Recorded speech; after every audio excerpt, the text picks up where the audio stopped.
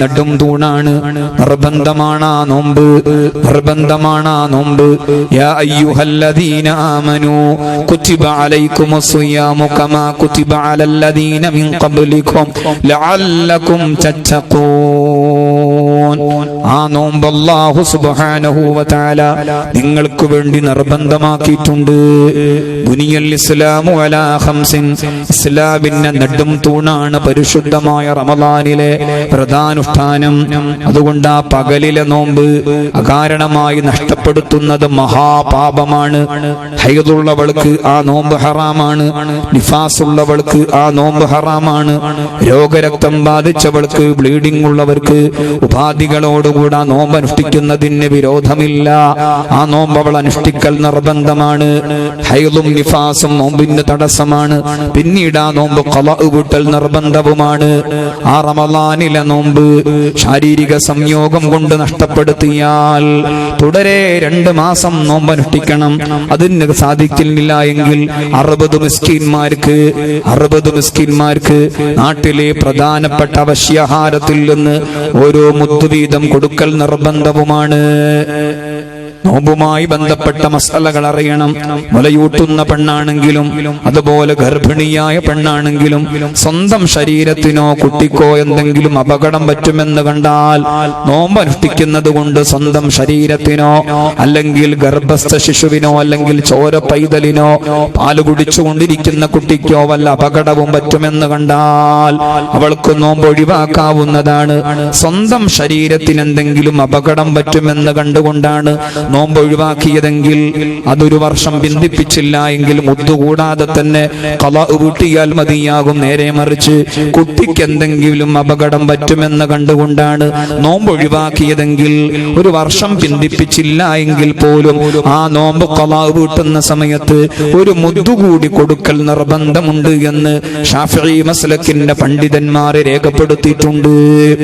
ഏതായിരുന്നാലും ആ റമളാനിന്റെ പകലിലെ നോമ്പ് അത് പ്രായപൂർത്തിയും ബുദ്ധിയും ശുദ്ധിയുമുള്ളവരെല്ലാം അനുഷ്ഠിക്കൽ നിർബന്ധമാണ്.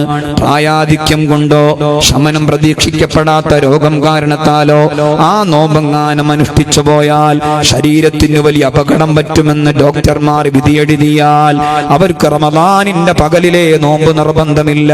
പകരം നിർബന്ധമാകുന്നത് ഓരോ ദിവസവും ഓരോ മുദ്ദാണ് നിർബന്ധമാകുന്നത്. ഓരോ ദിവസവും ഓരോ മുദ്ദാണ് നിർബന്ധമാകുന്നത്. അല്ലാഹുവേ, പരിശുദ്ധമായ റമളാൻ നോമ്പ് കൊണ്ട് ധന്യമാക്കാൻ തൗഫീഖ് നൽകണേ റബ്ബേ. 7 വയസ്സായ കുട്ടിയോട് നോമ്പനുഷ്ഠിക്കാൻ കൽപ്പിക്കൽ മാതാപിതാക്കൾക്ക് നിർബന്ധമാണ്. 10 വയസ്സായ കുട്ടി നോമ്പനുഷ്ഠിക്കാത്തതിന്റെ പേരിൽ യഥോചിതം ശിക്ഷാ നടപടി സ്വീകരിക്കൽ രക്ഷിതാക്കൾക്ക് നിർബന്ധമാണ്. മതവിധിയാണ് കൽപ്പിക്കുന്നത്. ഇതെല്ലാം റമളാനിന്റെ പകലിലെ നോമ്പുമായി ബന്ധപ്പെട്ട കാര്യങ്ങളാണ്. അല്ലാഹ് തൗഫീഖ് നൽകണേ റബ്ബേ. മൂന്നാമത്തെ കർമ്മം, ഓരോ നോമ്പും നമ്മൾ ആരംഭിക്കേണ്ടത് അത്താഴം കൊണ്ടാണ്.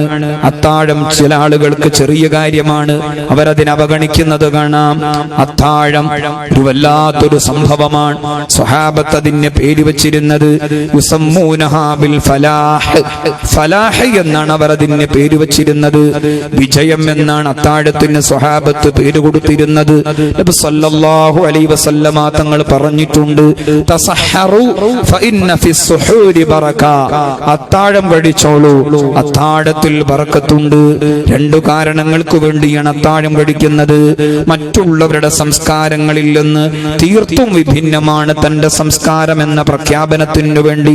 അതുപോലെ പകലിലെ നോമ്പ് നല്ല ഊർജ്ജസ്വലമായി പൂർത്തീകരിക്കാനുള്ള എനർജിയും ഊർജവും സംഭരിക്കാൻ വേണ്ടി ഈ ഭൗതികവും ആത്മീയവുമായ 2 കാരണങ്ങൾക്ക് വേണ്ടിയാണ് അത്താഴം സുന്നത്താക്കപ്പെട്ടത്.